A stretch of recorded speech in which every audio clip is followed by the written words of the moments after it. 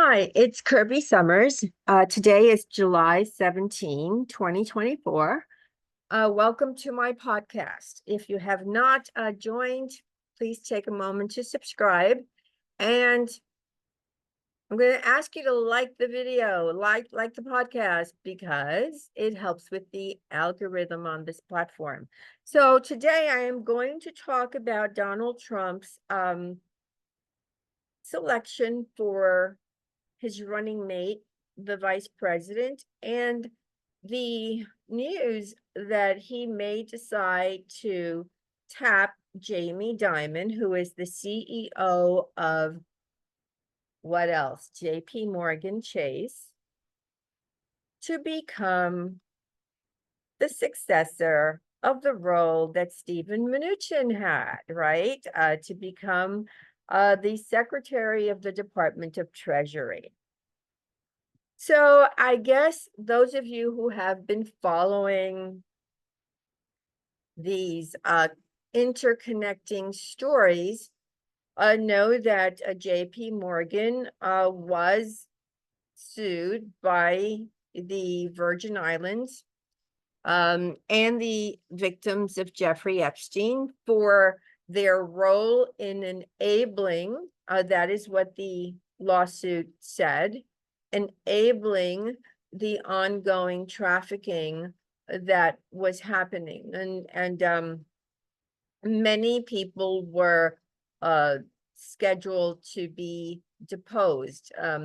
I have written about this, and I believe I have spoken about this either on this platform or on my Patreon.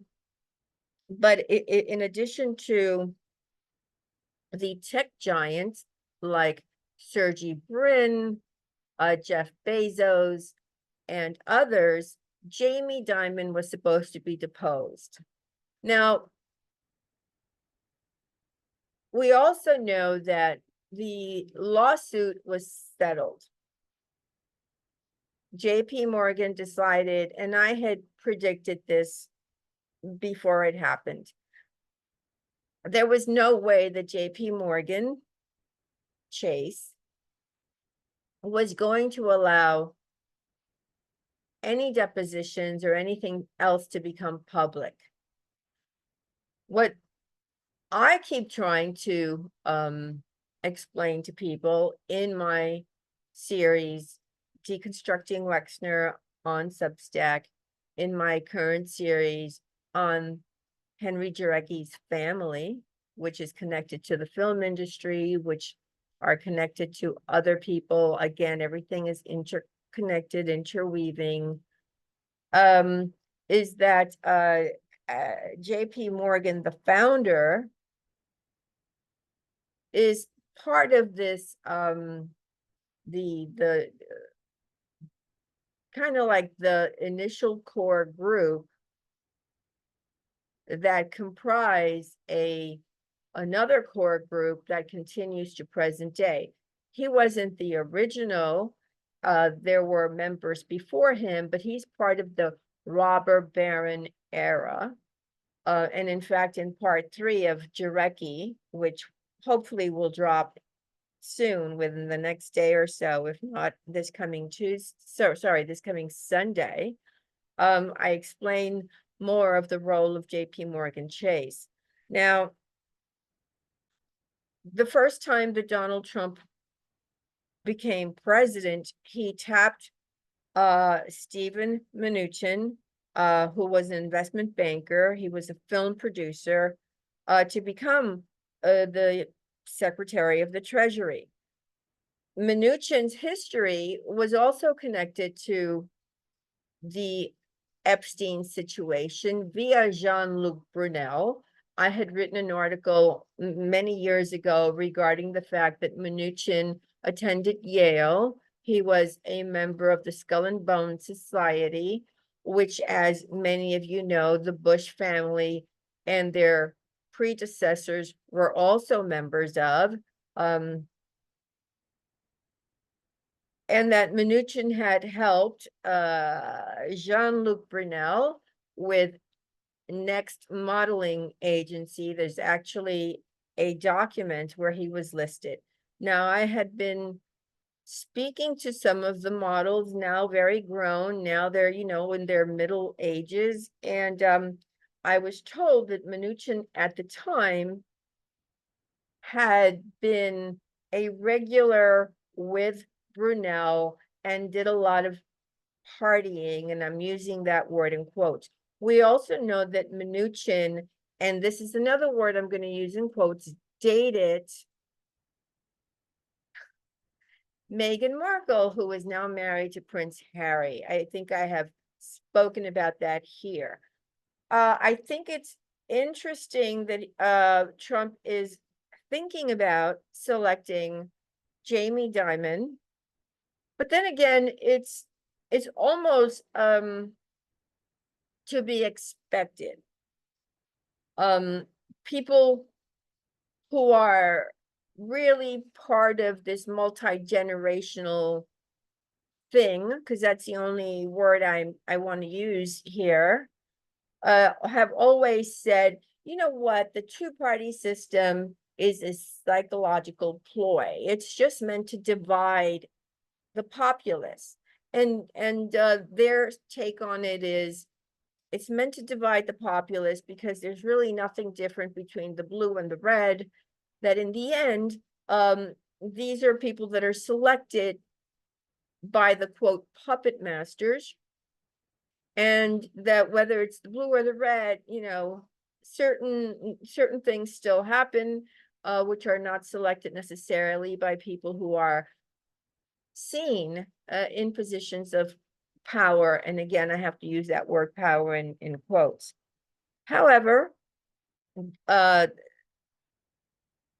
Diamond, from what I know personally, I dated someone whose ex-wife was Diamond's right-hand woman, and when she retired, it happened during the right after the housing crises and after everybody went broke and we had a severe depression in the United States. People were losing their homes left and right. Certain people made money. I have come out and been very public that one of these people was a former CIA director who is connected to Leon Black's Apollo, which was created after Drexel. Again, all of these names should be familiar to you, so I'm not going to deep dive on each name that I drop right now. But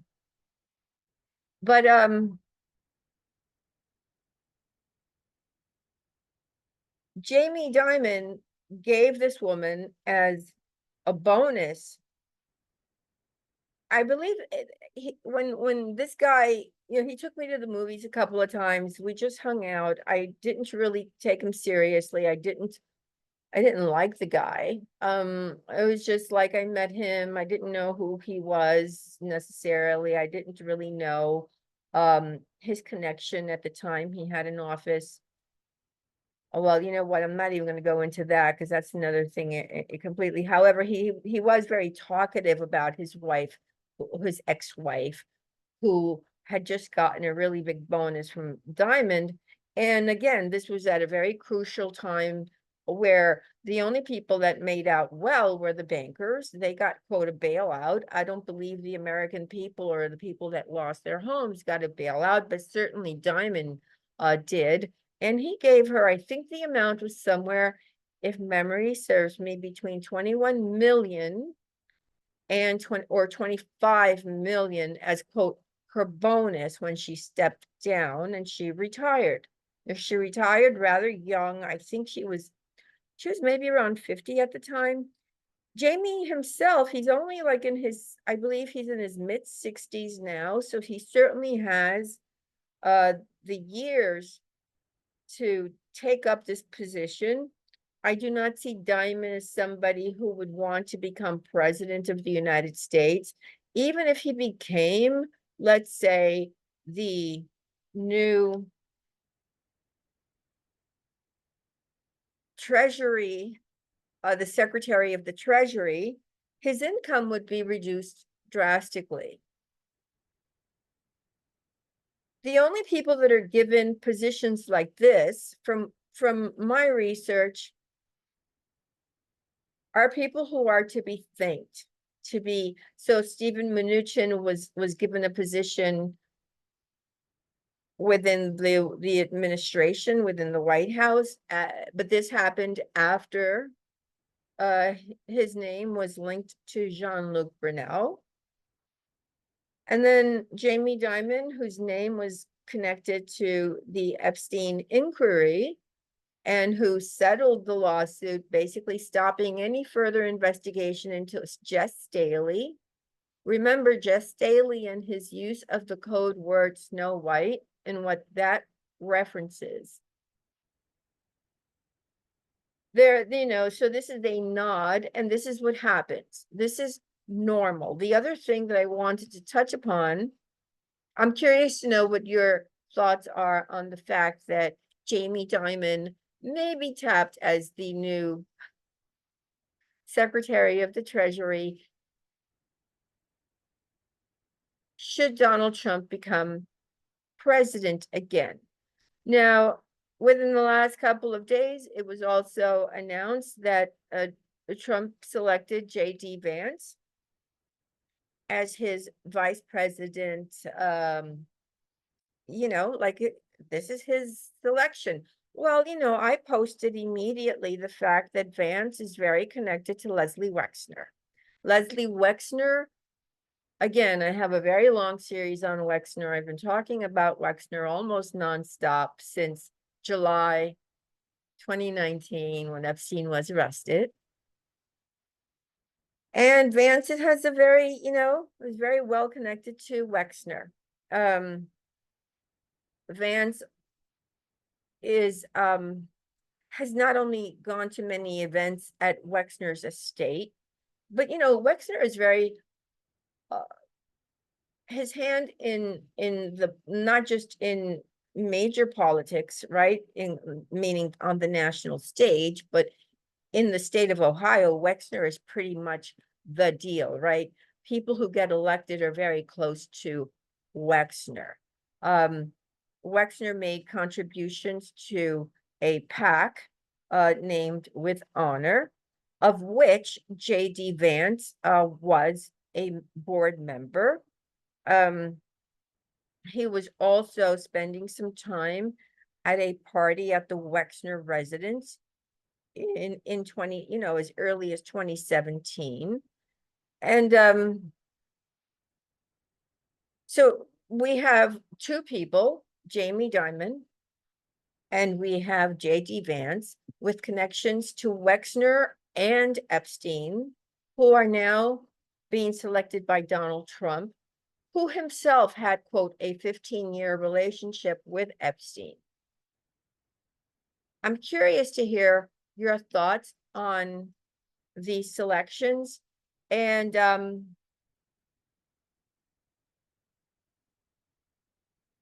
whether you feel, as I feel, that these selections are perhaps not coming from Donald Trump himself, but from someone perhaps in a higher position than Trump. All right, guys, with that, give this a like. Have a good day. Bye.